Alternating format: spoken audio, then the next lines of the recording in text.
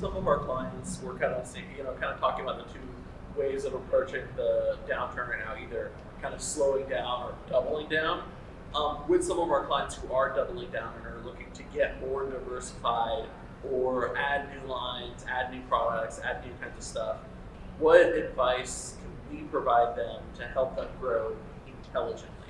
Because I know we've had some issues with what kind of thing I'm thinking of that are growing really fast, but we're kind of like having to play catch up to get them to grow the right way or to grow effectively.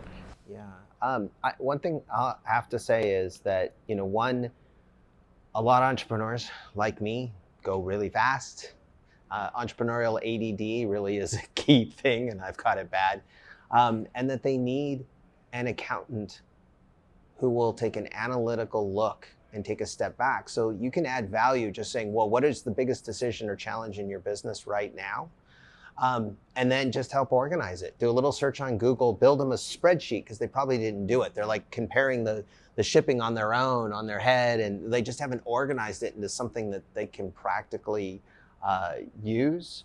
And then it's, have they, okay, this month, what are you focusing on? Oh, cash flow. What are you focusing on next month? Supply chain, shortening it up and doing whatever.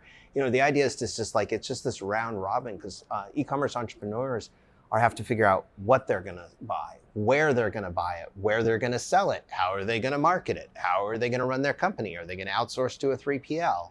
There's a lot of things along those lines. But at the same time, the nice thing is, especially during the assessment, we have access to their financials. And if you've got their financials, you'll go, here's a pain point that they may or may not know about. And that's the other thing is, bringing up those kind of things. Do you guys have anything to add? Yeah.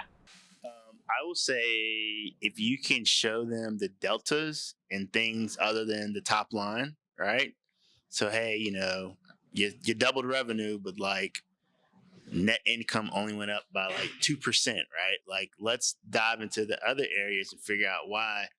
I think you'd be surprised how a lot of entrepreneurs don't pay attention to those types of things, or they don't realize those things until later. So just show them the deltas in areas outside of just net income. And I think that that'll be like a light bulb for some of those guys.